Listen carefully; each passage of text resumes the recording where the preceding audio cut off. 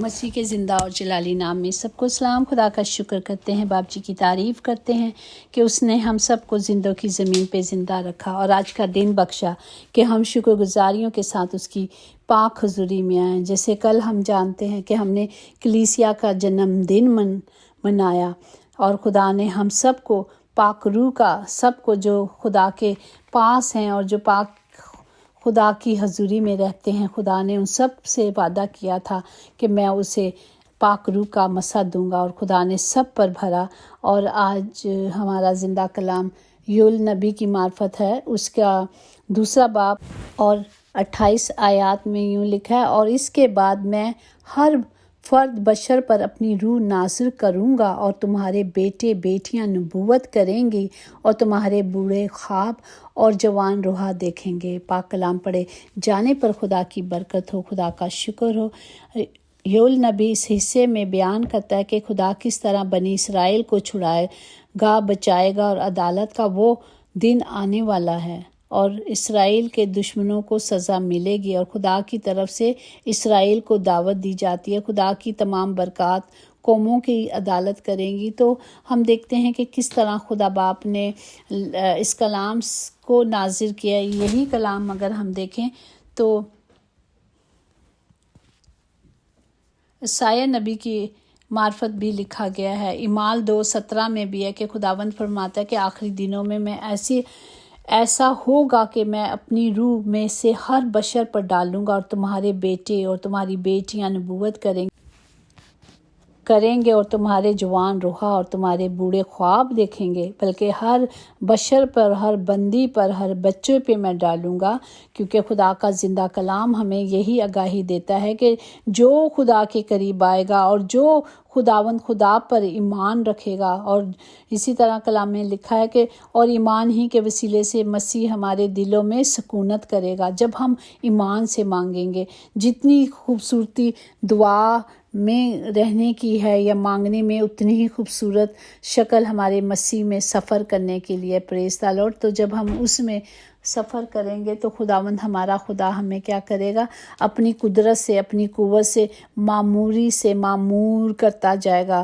ہمیں صرف اس کی معموری میں رہنے کے لیے کلام مقدس کے تمام حکموں کو جو کلام میں لکھے گئے انہیں ماننا اور اس پر عمل کرنا ہے۔ پریز دی لارڈ۔ اسی طرح خدا کی برکات اور قوموں کی عدالت۔ خدا کا وعدہ ہے کہ میں اپنی زمین کو زرخیزی عطا کروں گا، اور لوگوں کو ہر بیماریوں سے، دکھوں سے، تکلیفوں سے بچاؤں گا، اور انہیں برکت دوں گا۔ جب خدا کی عدالت کا دن قریب آئے گا تو خدا اپنی روح نازل کرے گا کہ کائنات میں عجیب و غریب کام ہوں۔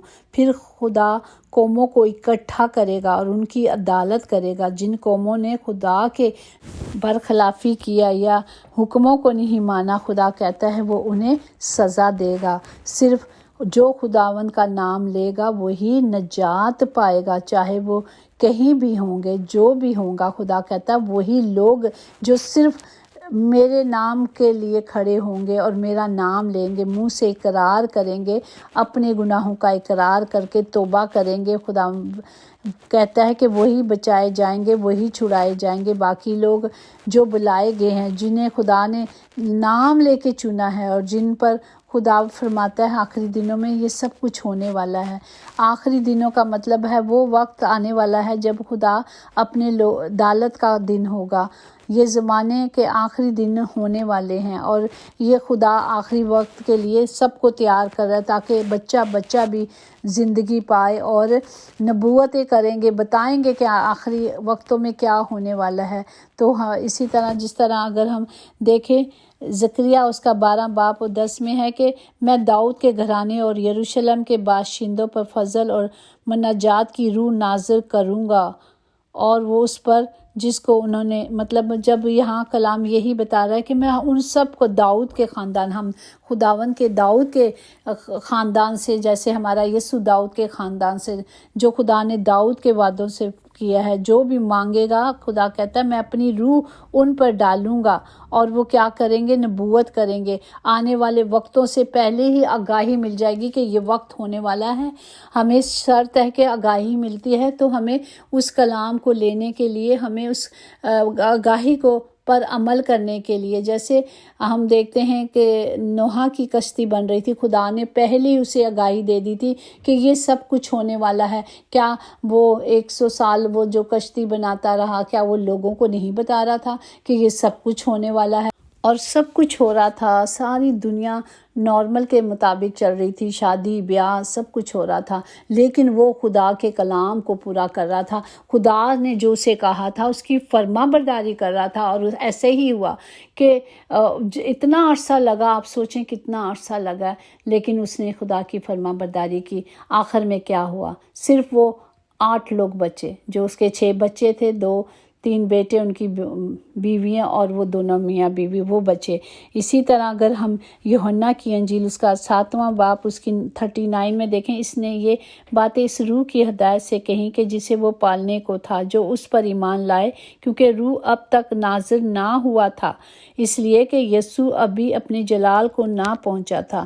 ہم دیکھتے ہیں کہ یہاں ہمیں کلام بتاتا ہے کہ یسوع کے بعد جانے کے بعد خدا نے پاک روح لوگوں کو دیا، کیونکہ خداوند اپنے جلالی بدن میں تب آئے جب انہوں نے باپ کے پاک حکموں کو پورا کیا، وہ گناہوں کے کفارے کو عطا کر دیا. کیونکہ جب دیکھتے ہیں خداوند خود صلیب پہ تھے تو تھوڑی مدت کے لیے خداوند بھی جدا ہو گئے تھے، کیونکہ ان کے جسم پر جو تھا وہ گناہوں کا بوجھ تھا، وہ لدے ہوئے تھے میرے اور آپ کے گناہوں کی وجہ سے. تو جب وہ جلالی ہوئے، جلالی کس طرح ہوئے؟ جب ان کا بدن جلالی ہوا. تو یہ جو روح کا بپتسمہ خدا نے اپنی کلیسیا کو، اپنے لوگوں کو اس لیے دیا کہ خدا نے کہا میں جاتا ہوں اور میں اپنے باپ سے کہتا ہوں کہ تمہارے لیے مددگار بھیجو. اس نے یہ نہیں کہا کہ میں خود دوں گا، اس نے کہا میں درخواست کروں گا اپنے باپ سے. تو اس نے درخواست کی اور ہم سب پر یہ فضل ہوا. اور جب یہ فضل ہوا تو ہمیں کیا کرنا ہے؟ ہمیں کلام کی قدرت کو، روح القدس کی تمام رحمتوں کو، برکتوں کو، جس طرح نبوت ہوتی جا رہی ہے. آپ دیکھیں، اگر ہم مکاشفہ میں دیکھیں تو تقریباً 18 دفعہ نبوت کی گئی ہے کہ وقت نزدیک ہے، میں آ رہا ہوں، میں دروازے پہ کھڑا ہوں اور میں کھٹکھٹاتا ہوں اور کوئی میرے لیے کھولے. وہ مجبور نہیں کر رہا، وہ کہہ رہا ہے میں دروازے پہ ہوں اور جس کی مرضی ہے میرے لیے دروازہ کھولے. تو ہمیں کیا کرنا ہے؟ اپنے آپ کو حکمت سے خدا نے جو دی ہے اسے استعمال کرنا ہے، تاکہ جب خدا آئے وہ کہتا ہے میں چوروں کی مانند آتا ہوں. اسی طرح یوئیل نبی بھی یہاں لوگوں کو خدا کا یہی پیغام پہنچا رہا ہے کہ خدا کا دن قریب ہے. ہمیں کیا کرنا ہے؟ اس وقت کے لیے تیار ہونا ہے. پریز دی لارڈ. اسی طرح دیکھیں غیر قوموں میں کتنا ایک شعور آیا. ابھی میں ایک اور غیر مذہب کی جو بیٹی تھی جو خدا میں آئی ہے، بہت زبردست ٹیسٹ منی تھی کہ کس طرح خدا نے اس بیٹی کو اپنے لیے استعمال کیا. جس طرح یرمیہ پہلا باپ اس کی جو آیات میں ہے کہ کس طرح ماں کے پیٹ ہی سے خداوند اپنے نبیوں کو چن لیتا ہے. یہی کلام تھا اس کے لیے. اور وہ مطلب جس طرح بڑھتی گئی، وہ جو روح اس میں جو دیوی کام کرتی تھی وہ بھی بڑھتی گئی، اور اسے پھر آہستہ آہستہ اتنا مطلب سب کچھ ملا، اسے ہر چیز ملی. خوشیاں نہیں تھی، مطلب کامیابی تھی، اور کیونکہ وہ سب کچھ دیتی تھی، لیکن اس میں شادمانی نہیں تھی، وہ پریشان رہتی تھی. پھر ایک دن ایسا ہوا کہ کہہ رہی ہے کہ میں شارٹ بہت لمبی ہے پر وہ بتاتی ہے کہ وہ جب دیویوں کے اس نے ایک مندر تھا ان کے گھر، تو ایک دن وہاں بیٹھی اور اس میں مختلف شکلیں دیکھ رہی تھی، مطلب ڈرونی تھی. پر کہتی ہے پھر میں نے خدا سے کہا کہ اگر تو روشنی ہے تو تو میری مدد کر. کہتی ہے جہاں وہ سارے ان کے گھر میں ان میں وہ خوف کھا رہی تھی، پر کہتی پھر ایک دفعہ میں جھک کر جب میں نے خدا کو پکارا کہ تو اپنا آپ مجھے دکھا، تو خدا نے کہا میں ہی راہ حق زندگی ہوں، میں ہی لائف ہوں، میرے سوا کچھ نہیں. تو کہتی اس کے بعد میں نے ان چیزوں کو نکال کر باہر پھینک دیا، کیونکہ میں نے زندگی کی روشنی دیکھ لی تھی، میں نے وہ راستہ دیکھ لیا تھا جو صرف خدا تک پہنچتا ہے. پھر کہتی ہے کہ جب اس نے اپنی وہ کمرے میں جو سارے دیوے اور جو بھی ان کی پوجا کا سامان تھا وہ سب باہر نیچے جا کے بن بیگ میں ڈال آئی. تو کہتی میرا شوہر جو وہ سکھ فیملی سے تھا لیکن وہ بلیو نہیں کرتا تھا، لیکن جب میں نے پھینکا اس نے جا کے اس کوڑے میں سے وہ ساری چیزیں لے کر آ گیا، اور پھر میرے ساتھ بہت ناراض ہوا. اور اس کے بعد وہ اپنے آفس میں لے گیا، اور اس کے بعد اس کی جاب اچھی تھی، اور اس نے کیا کیا آہستہ آہستہ مطلب 1 مہینے کے اندر جو اتنی اچھی جاب تھی وہ بھی ختم ہو گیا۔ اس میں یہی ہم یہ بھی سیکھتے ہیں کہ جب میاں بیوی کی شادی ہوتی ہے تو پھر وہ جو بھی ایک دوسرے کا ہوتا ہے، جس طرح جسم ایک ہوتا ہے، خدا کہتا ہے ہم سب ایک جسم ہے میاں بیوی کے لیے، جو کلام بولا گیا، تو وہ جو آپ کی برکات ہوتی ہیں یا بدکاریاں ہوتی ہیں وہ دونوں میں ٹرانسفر ہو جاتی ہیں، ٹھیک ہے۔ تو اس میں وہ سب کچھ چلا گیا، اور جس طرح ایک شیر کے منہ پہ ایک ڈیچکی ڈال دی ہوئی ہے تو اب وہ شیر گھوم رہا ہے، اور اگر جو نکالے گا تو اس کو تو ڈر ہے نا کہ وہ اسے کھا جائے گا، تو کوئی بھی نہیں نکالا، اور جو نکالے گا وہ اس پر ٹوٹ پڑے گا، اس لیے وہ شیر ایسے ہی ڈیچکی لے کر بیٹھا ہوا ہے۔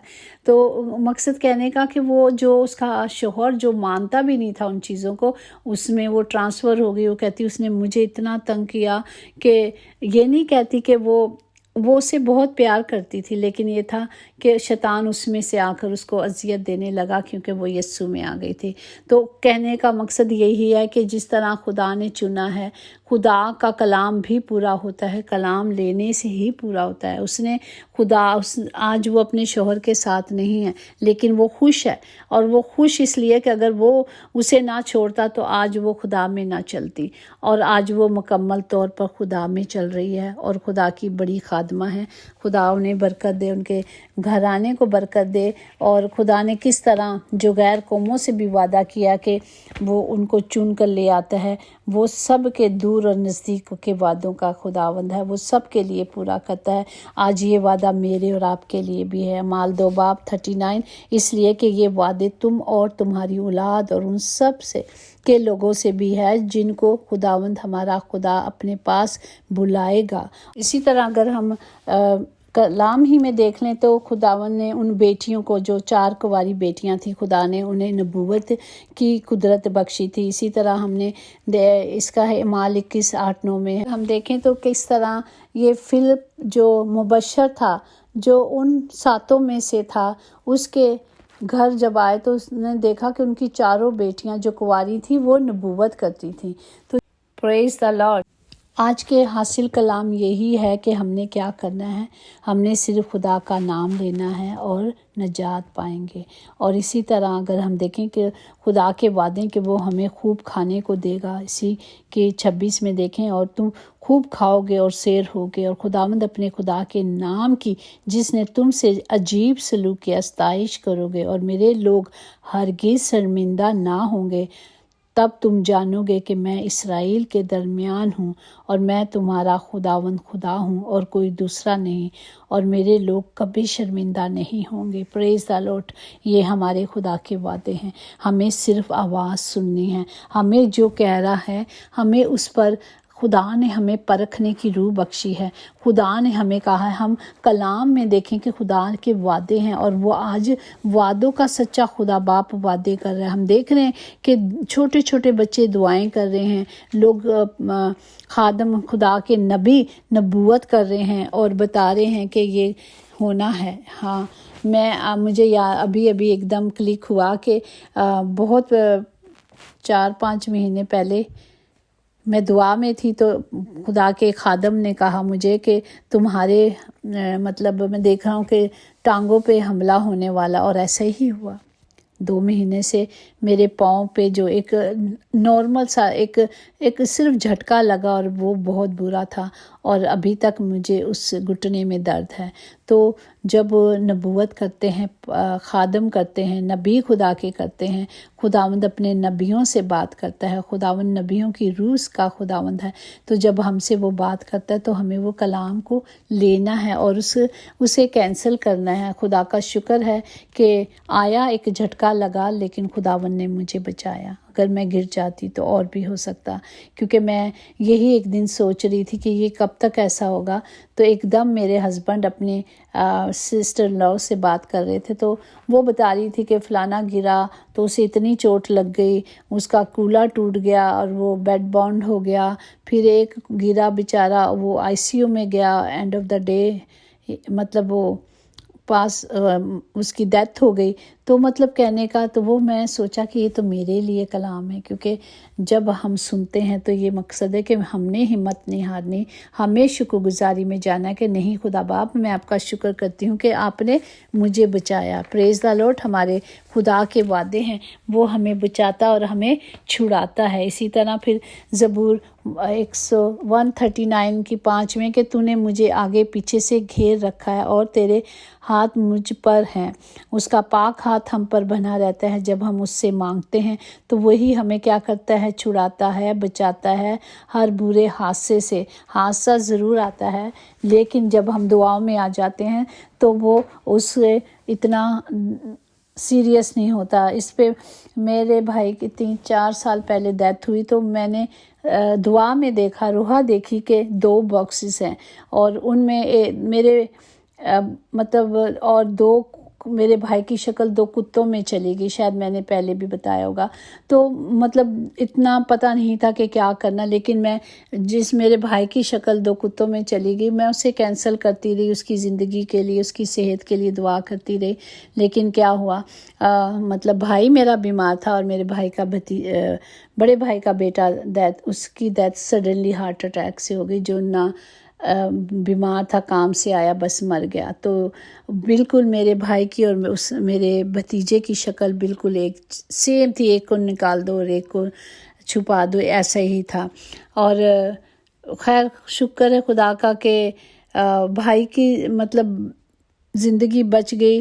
خدا نے 1 مہینے کا ٹائم دیا لیکن اس کو ابدی زندگی مل گئی۔ اس نے اس پیریڈ میں خدا سے توبہ کی اور ارادہ کیا کہ میں بپٹائز لوں گا، سب کچھ خدا کی مرضی سے ہوا اور خدا نے اسے ابدی زندگی دی، کیونکہ ہمیں کنفرمیشن کے ساتھ پتہ چلا کہ وہ خدا کی حضوری میں ہے۔ کیونکہ جب ہم اپنے گناہوں کا اقرار کر لیتے ہیں، توبہ کر لیتے ہیں تو خداوند بھلا خداوند رحیم خداوند ہمارے گناہوں کو دھوتا اور پاک صاف کر دیتا ہے، اور اس کا وعدہ ہے کہ جب تم توبہ کرو گے اور توبہ کے موافق پھل لاؤ گے تو اور پھر اسے ابدی زندگی ملی۔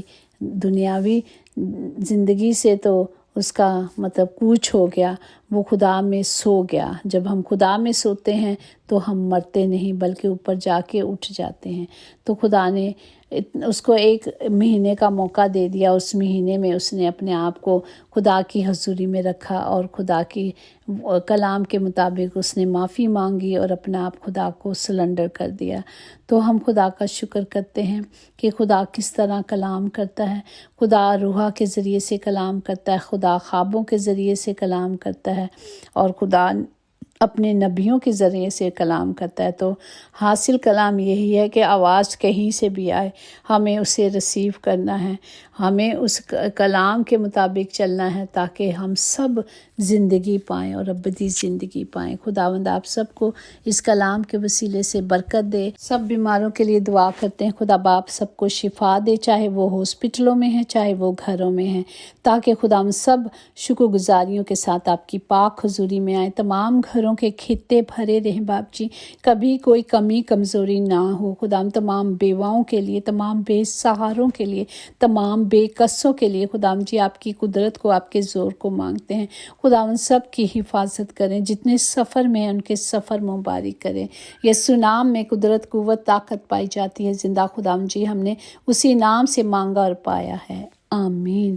یقیناً بھلائی اور رحمت عمر بھر ہم سب کے ساتھ ساتھ رہے گی اور ہم ہمیشہ خدا کے گھر میں سکونت کریں گے، آمین آمین، ہالےلویا۔